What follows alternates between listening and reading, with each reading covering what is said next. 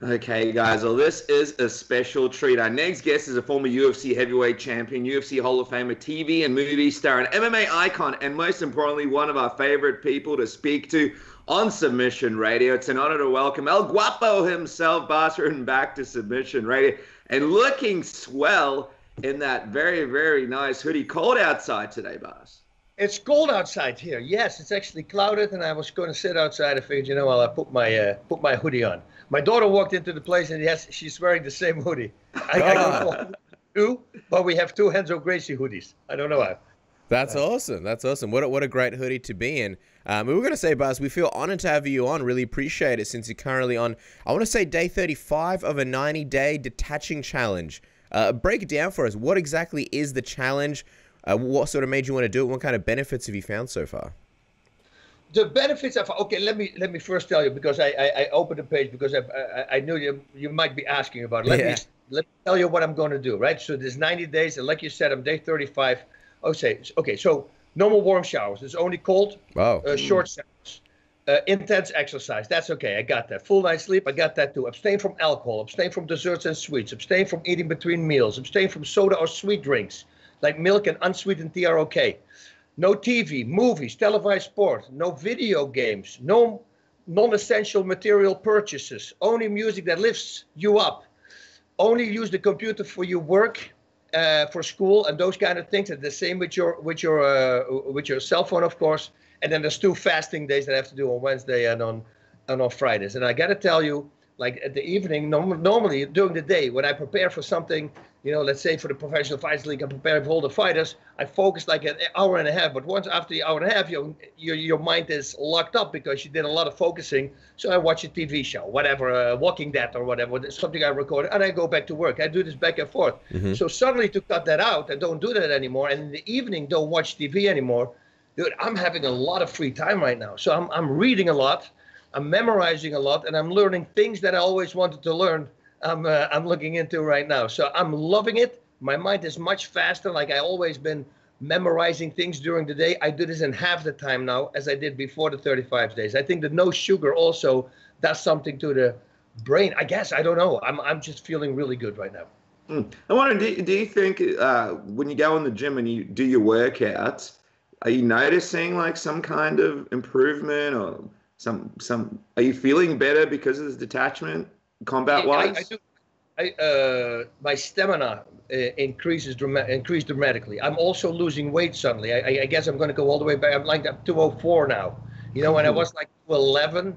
So, but it's good weight, because last time I was wearing my short this weekend, a shirt that I had, it's a tailor-made shirt, and it fit exactly the same. I was afraid I'm losing weight, because let's face it, we're getting older, and when you look at your dad, they start slowly but surely losing weight. They start shrinking, and I go, oh no, please don't let it start right now. But apparently it's only about my abs. My core actually looks better than I was fighting. So I take it. I don't lose the muscle. That was a very nice verification check for me when I put on that shirt. I go, oh wow, it's exactly the same. So yeah, no, I'm feeling good, and I'm really my stamina. I noticed that I'm getting way less tired if I take a big hike or I do my crazy workouts here in the backyard. Wow. See, this makes us feel even more lucky now that we know everything that comes to the challenge, the fact that you're doing the show right now, chatting with us. But I guess that's technically part of work, right? Technically business. That's work, yeah. Because I did know that some people want to ask me about UFC 235. Yeah. I was in San Diego. I found a bar.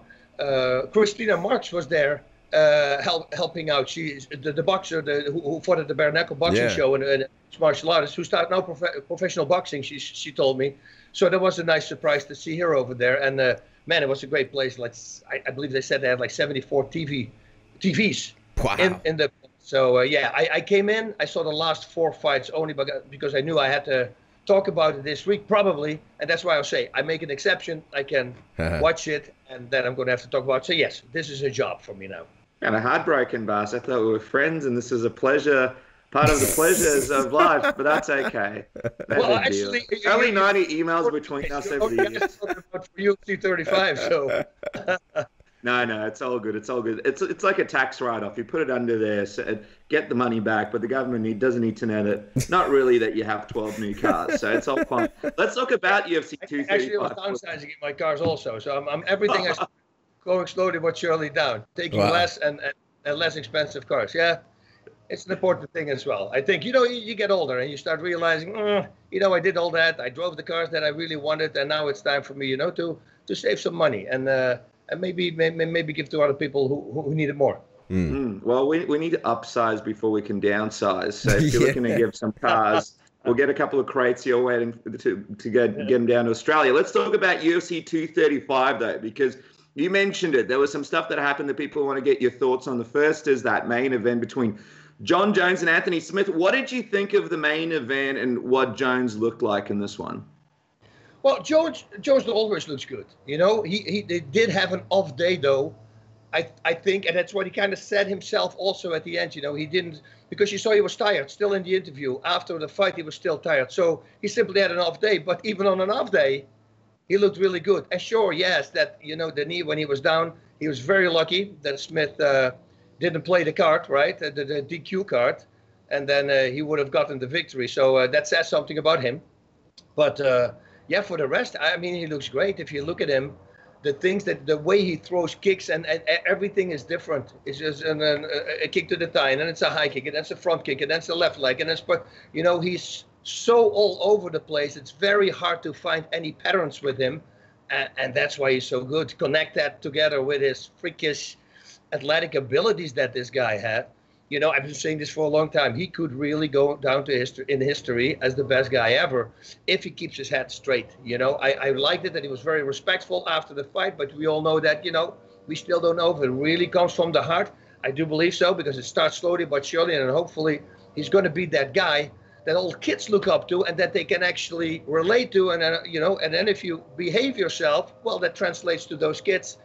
And he simply has a lot of impact to a lot of people, and I hope he knows that, so that he doesn't do those crazy things anymore outside of fighting. I was just going to say, you mentioned Anthony Smith not taking the DQ. I think a lot of people expected exactly that from Anthony Smith. Given his character, given that he's a stand-up, honorable guy, but I got to say, it's kind of, and I'm not saying he should have done it, but you think about if he had taken the easy way out, he'd be champion right now, and he'd be locked into a rematch with Jon Jones and be getting those pay-per-view points. So I guess it sort of says a lot about him not taking that DQ, right?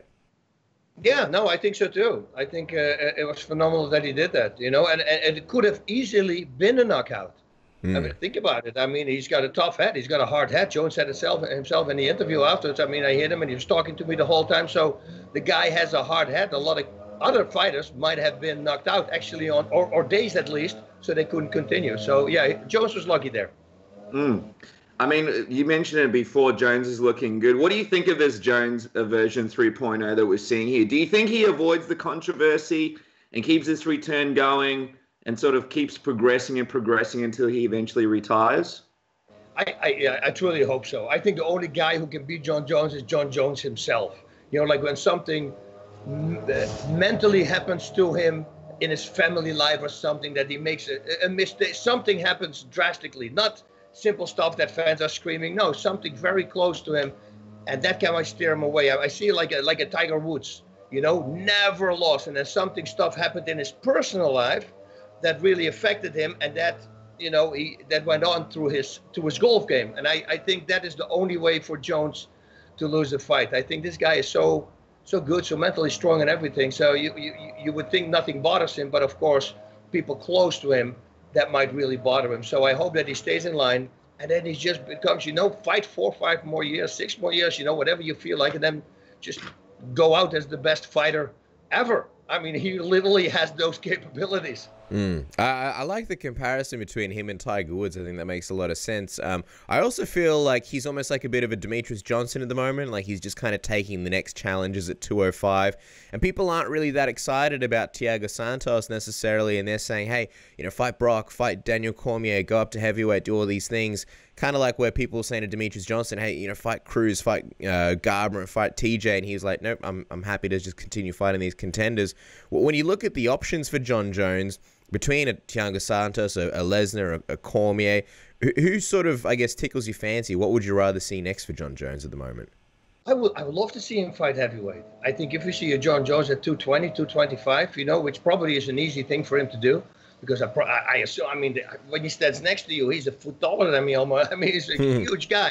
So if he goes to heavyweight, man, with his speed and everything that he has, I think he will do really well in the heavyweight division as well. And he knows that, you know. I think eventually he will go there. He has to, you know, because for him, he's a competitor. And like you said, it's already very hard to find guys at 205. So a bigger challenge would be waiting for him at heavyweight.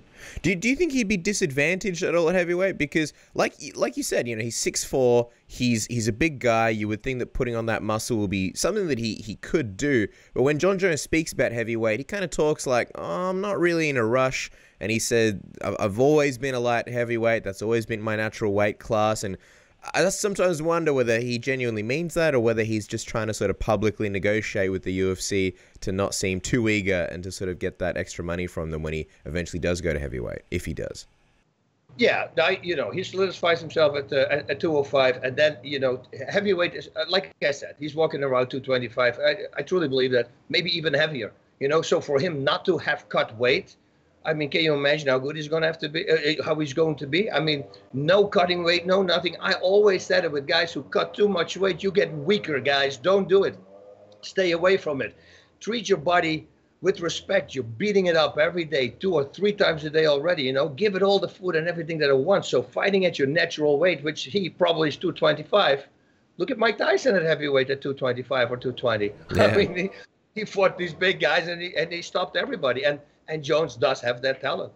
Let's talk about quickly the Kamaru Usman. Obviously, he beat Tyron Woodley to become champion. What do you think about him fighting Covington next? And we don't know if you saw this because you're detached at the moment, but Usman and his manager, Ali, actually got into a confrontation with Covington the next day in the hotel where Ali actually swung at Covington. Do you think there's such a thing as crossing the line and going a little bit too far in these kinds of confrontations? Yeah, you know, why would you take, I think violence is the last resort, right? You want to go to, you don't really need that. And I don't know, maybe it's a publicity stunt, maybe it's not. I don't think so with Ali. You know, he's a guy, he's just an emotional guy. And if things are being said, he wants to take care of that right away. So this could very well be true. And it will be a fun fight to watch. Why not? I mean, just looking at a fight like that, Usman's obviously very, very talented when it comes to his wrestling. It looks like he's improving in his striking. Covington is a great wrestler as well, and his striking isn't the greatest, but quite effective too. Is there a guy there that you think sort of stands out, or is it one of those fights where it really depends on the variables on the day and how both men feel going into that octagon to see who wins that one? It's always hard to say. You know, Usman completely blew me away. I had a feeling that he had a chance, but I thought, you know, he will pull out all the great things that Woodley has. You know, Woodley's a tentative fighter, but I thought if somebody's going to bring it to him, then he will bring out what he really can do. I think if Woodley just lets go, I think he's a very hard guy to beat. He has so much talent, you know, and then Usman coming in and just completely dominating, you know, and now being the champion and there with his daughter and everybody was there. You know, you don't want to lose that anymore. So this, most of the time when you become a champion, you know, it goes 2 ways. It's either, oh, I made it. And the smart ones, a guy like Usman, I truly believe it's like, okay, I got to step it up now. Even with my stamina, which is already incredible, and even with everything else, now people are really going to hunt for me. So most of the time when a guy gets a title, they don't want to lose it anymore. It makes them stronger. And hopefully that's for him the same case as against when he fights Covington. And incredible shape as well. Let me just quickly ask you, Woodley, he's obviously not getting the rematch. The UFC is not the biggest fan of him. But how do you assess where he ranks with his reign? Because obviously GSP and Matt Hughes are probably some of the best of all time. Then you got guys like Robbie Lawler and Johnny Hendricks in there. And then Woodley, a lot, you know, he's been able to do quite a lot in his run. But I don't know, people aren't really too, a lot of fans aren't too high on him and the UFC aren't too high on him. But how do you rank his run as a champion now that it's said and done? Really high. Look at the guys he beat. He beat some really good guys. You know, I don't know what people are talking about. And it's not only decisions either. You know, he's been stopping a lot of people as well. You know, most of the time when you look at guys who are at the top and they fight the last guys, there's a lot of decisions because the level is so close together, but he was still stopping people. So I don't know where people got, I understand it. And that was a frustration for me as well. And it's like with the guy with GSP as well. They have such an incredible talent that you want to see all of that talent. But they don't show it, you know, and it's, which is a very understandable thing. You're playing it safe. You're the champ. You don't want to lose the title. I mean, it comes with a bigger paycheck. It comes with everything. So people can say what they want to say at home. But, that's just the way it is. But, I really respect guys like Chuck Liddell. Yes, he got a bunch of times knocked out, but I guarantee you he didn't lose a single fan during that, because people like guys who just come out and just give it. Look at Cowboy Cerrone. Look at this guy. And, it doesn't matter winning or losing. And I preferably always wins, this guy anyway. But, I mean, he's always there to bring it. And if you have that talent, I say throw it out. Let it go. Take a little bit of a risk, because once you do that, you can become such a more exciting fighter that the people want to see. Because, now they start booing even. And I don't get it. This guy's a freak athlete. If you're Tyron, Bas, what would you sort of do if you were in his position? Because before this fight, he was talking about wanting to maybe go up to middleweight, because he was so dominant at 170, and then taking that middleweight title as well, potentially being a double champ. Now he doesn't have any titles, and like Dennis mentioned, him and Dana White have clashed so many times. I get the sense that he may never get another title shot again, just because of his relationship with the UFC. What do you sort of do in that situation? I imagine in some ways it'd be kind of hard to I guess, be motivated knowing that, hey, that title shot may not be around the corner. Well, use all that. Use all the aggravation that you have with the UFC and with all the other people, and use it as fuel, and just start loading up on crazy stamina. And then the next time tell yourself, you know what? I'm just going to go. I'm just going to let my technique, the gifts that I have from God, let it fly. Just let it fly. And I think that once he starts doing that, he'll start knocking people out left and right. And then there's no other way. Once you do that and you start stopping people and you climb back to the spot where you need to be, there will be a title shot. It has to be, because it's very simple. You start complaining. Like I had it with Pancras. I think I won like 11 fights in a row and I still didn't get a title shot until I became vocal. Because I saw other guys doing it, and I go, I might as well start doing it. I'm not that guy who likes to do it, but if that's my way to get a title shot, I start saying, look at them, they're champions, but they're afraid of me. They don't even, and once I start saying that, of course, boom, immediately I had a title shot. So that's for him the same thing. Let your technique fly, make sure you start stopping opponents, and then just fight yourself back up to the top, which is going to be a very short fight, a few fights only, because he's already at the very top. And then decide where you want to go. I don't know how much he cuts for this weight, so I think a higher weight class would actually be better for him. But we'll see. We'll see what happens. What's the most interesting? But yeah, he can do it for sure. He could do the detach challenge as well. It sounds like the stamina could come just from that, Bas. So that could be something we need to tell him about. We want to quickly get your thoughts on a couple other things happening in the MMA world, and because you have been detached, you might have not heard about this, but UFC 236 just around the corner, and the interim titles looking like they're going to be in the main and co-main. Just want to get your thoughts on Max Holloway fighting Dustin Poirier for the interim lightweight title. Apparently, Ferguson passed on the fight with Max. Are you a fan of this Max Holloway-Dustin Poirier matchup for the interim lightweight title? I'm a huge fan, and I'm torn in between, because I'm a huge Holloway fan, but so I'm used to Diamond. I'm also a big Diamond fan. I love that guy. I'm following him also on Instagram, and the same as with Holloway. Holloway, and I said this last time when he came into the UFC and he fought McGregor, he lost his fight. And I remember talking about it on Inside MMA, and they said, what do you think of Max Holloway? I say, well, he's going to be the next champion. And they all looked at me and they say, he just lost his fight. I say, yeah, but his age and the way he moves and the range, the distance, everything that I see with him, it's nearly perfect. So a guy like that's going to be very hard to stop. And boom, I was right. Suddenly he became the champion. And now we see what he can do against Ortega. What a fight that was. That was an insane fight. Yeah. Now you got Poirier, and I love that guy as well. He's stopping people left and right, knockouts and submissions, which I like a lot. But, Holloway is just a very hard guy to beat. I think a guy like Poirier, though, can do it way better, because he's got the takedowns, he's got the submissions, and he's got the striking as well. And once you start matching everything up, but still then, Ortega was the same deal. He's very good with that as well. I think Poirier might have maybe better takedowns than Ortega. That I don't know. But if that's the case, well, mix up great striking and then pick a right moment. But somehow Holloway is so good at stopping the takedown and avoiding it. And standing, striking, Yeah, he's a very hard guy to beat. His timing is so good, and his distance is so good. He stays just outside the reach of his opponent constantly, and he's doing those things that I said, for instance, that Woodley should do. You remember when he draw the line and he says, "Let's slug it out." You see, he's taking risks. He wants to do those things, and I know Poirier will immediately embrace that, say, "Okay, let's draw the line." Yeah. So I have a feeling we're going to see that in that fight, but it's a very hard fight to call. Let me ask you, Bas, seeing as you did sort of predict this a while ago on Inside MMA, you call Holloway being a champion. I know this fight isn't necessarily around the corner, but Holloway and McGregor have always had that sort of little back and forth. They've teased each other about the whiskey, Holloway with Jameson, McGregor with proper 12. And people have always wondered, with so many improvements from both guys, what a rematch would look like these days. Who would you sort of lean towards, given Holloway's dominance at featherweight, now coming up to lightweight? Who do you think would sort of have the edge if they did fight again? Both are very, very, very accurate. Both are very good. We had McGregor like 2 weeks ago. He was training at my gym a couple of times. He came over, and I saw him. Oh, that's right. Yeah. Yeah, it was cool. And the hitting the back and the way he kicks and the way he does everything, he won't miss. Like back kicks to the back, he won't miss. I mean, he's got laser guided precision. That's really good. But Holloway, it's the same thing. Here we're going to see a fight. If that happens, even if Holloway had really great takedowns and a really good submission game, he might have, I don't know, but imagine that he would be extremely good on the ground. He's the kind of guy who's going to say, I'm not going to do that at all against McGregor. We're going to stand.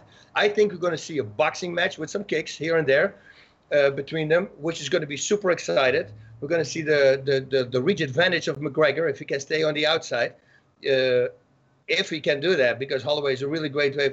Oh, dude, man! Now you say that, that's a badass fight. If you think about it, I don't know who would win that fight. I do know if it goes into the later rounds, it's probably going to go to Holloway because of the stamina with McGregor that he has in the past. But he knows that, and I know that he's been working hard on his stamina as well, because the next fight, there's no way he can do that. But that has been a problem with him in the past with all the fights, and especially the ones that he lost. And look at the Mayweather fight. I mean, if he would have been in 100% shape, he would have gone the distance. He's going to have 10 rounds. But it's because he started getting tired, that's when Mayweather start taking over. Otherwise, I think it would have gone the distance. So, yeah, that will be an insane fight. I think the UFC, if they put that fight on, that's going to get a lot of numbers, because it makes me super excited just you throwing it at me. Yeah. That's why I asked it, because a lot of people, find that a fun one. Yeah, when you mentioned that, it reminded me. I saw Conor McGregor put out like a long, I want to say it was on Instagram, put out a long post and sort of gave you a lot of credit, a lot of props, a lot of love your way. How did that come about that he ended up training at your gym? What was he doing there? Well, he was here for business, he said. He was staying in Malibu, and I'm in the Westlake Village, so that's literally a 15-minute drive to my gym. So he found somebody who also trains at my gym. And he said, well, I'm pretty sure he can train at Bas's gym. So my student called me, Zach, and he said, hey, McGregor's going to be here at 9 o'clock. Is it okay if I open for him? Because it was a Sunday and it's closed. I said, of course. I said, but, give me a call if he's there. I would love to come by and let him sign it, because we have this wall of fame, so to say. We have a picture of a fighter, and underneath is a glove, a signed glove. And I go, man, I would love to come, because I want to give him, I would let him sign a glove, so I can put it on the wall there, because that's a great name to have. And of course, my daughters, they were super excited. I got called, I got texts in the texts already, because I wasn't checking my social media because of the detaching thing. But somebody sent it to me, and they go like, dude, did you see what McGregor wrote about you? And I go, wow, that's so cool. And my daughter said, my boyfriend, he woke me up and he showed me the Instagram post. And then my other daughter, who was in town, she got to meet him the next day, and all her friends were super jealous, of course, because let me tell you, man, in high school, everybody is a big Conor McGregor fan, because when they found out that she was with him, people were like freaking out. She was the chick of the day, not the man, but the chick of the day. I can tell you that. I got to ask, and we'll let you go in a moment, Bas, but what did you gauge from Conor in terms of his mindset? Because people are sort of thinking that this Cerrone fight is next, and if this fight does come together, it's sort of a pivotal fight for him. Some people feel like after the Khabib fight, he sort of needs that redemption. And if he doesn't get it against Cerrone, I mean, his career, I think, in a lot of ways would potentially be in trouble. What kind of Conor did you get? Was he a sort of hungry Conor McGregor? What was the vibe like? He's always the same. And I said it to other people. Conor's a different guy when you see him on TV. You know, he knows exactly when to turn it on and how to talk, and it's so well done. You know, all the speeches he does, it's all different. Like I'm very boring. I prepare something that I'm going to say, and I will say that in 20 interviews. He is constantly different with everything that he does. The fact that he's here for business and still works out every single day means that he's busy and he knows what his fighting is. I don't know what he's going to choose. I didn't want to talk about that. I didn't want to be that guy who was going to watch him train and to be there. I just came there and say, hey, man, great to have you here. Let's, you know, and he asked about the belts. They were hanging on the wall. And I go, oh, my God, that's the old UFC belt, Bas. Wow. And you remember they put the Dutch flag on it. He knew all these things he knew. And then when I read that post, I go, wow, that was really nice of him, you know. And not only, you know, he really went into depth of that. So no, I think he's a very smart guy. There's no profanity around him when he's walking in the gym. He's a different guy, and I already said that because I interviewed him a bunch of times, and he's just such a good guy. Except when he goes on TV, you know, then he turns it on and he knows exactly how to make that money. Me personally, I would think what he should do also, and I'm not making a lot of people angry here, but Paulie Malignaggi, right? That's a great boxing match, these two guys. You know, Malignaggi, apparently something happened in that training camp. He really doesn't like him. I know he's retired, but I bet you will come out for McGregor. And that's a fight which could be a good fight for McGregor. If it goes the distance, still Malignaggi, because he's very technical, but he's not a powerhouse puncher that he's knocking out with a knockout rate of 80%. So, which I think could be good. And I think that for Conor, the very first boxing match ever, professional boxing match against the guy who's 49-0, and then having that performance, I was pretty impressed. Let me tell you that. So, no, that will be a good match for him as well. And then I would rather see him fight Max Holloway than Cerrone. Cerrone would be a great fight too. That's the thing, and I just mentioned that already. That those are guys who are always fight. So we will always going to see a great fight. So whoever he believes he wants to give the most money to, because let's face it, that's it, right? Yeah. I mean, if you face McGregor, you're going to make millions of dollars. That's up to McGregor, but both those fights I like a lot. Well, I'll tell you what, how exciting. It's like the place to be, your gym boss. It's very exciting to see that Conor McGregor gave you the props that you deserve, sir, because obviously a big icon in the sport. We'll let you go because we know you want to detach, but before we do, just quickly, an update for everybody on Karate Kombat. I know that was a fantastic event. We didn't get a chance to get down there because we were in Australia, but all of our colleagues in the MMA media were just talking about how great it was. When's the next event coming up for that? And do you have any other updates that you want the fans to know about?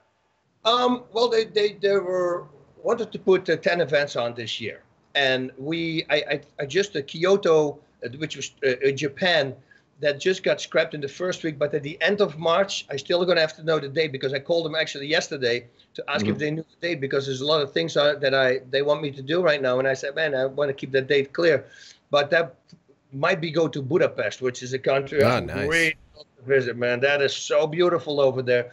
So yeah, I have the feeling that at the end of March, they're going to go to Budapest and have another show there. And the show here in LA, yeah, it was insane again. And what a good people. If you talk to the people who started it and the fighters and the karate cards, everybody involved, there's such a tight-knit group. And what I love to see, what I love seeing about those guys is that, you know, yeah, they might get into a scuffle with each other, you know, at the weigh-in, and they start talking smack to each other. But as soon as is break, they step back, they both bow to each other again. It's that real respectful karateka style, you know, the integrity that they have. And I just love to see that, because first you think they're going to fight, but then no, they're not going to fight. They bow to each other, but they're going to literally do it in the pit the next day. Normally you would say the ring. So I love the show, man.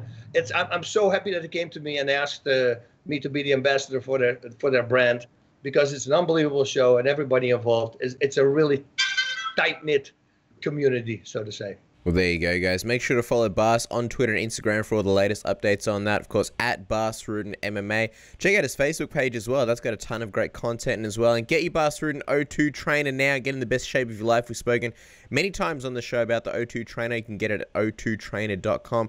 Bas, again, I can't say it enough, man. In this period of sort of detaching, we really appreciate you squeezing us in and chatting us. Really appreciate it. Always a fun show. You said you're boring at interviews. That's absolutely ridiculous, man. Never ever a dull Bas Rutten interview when you've been on the program, man. Always love it. Thank you so much.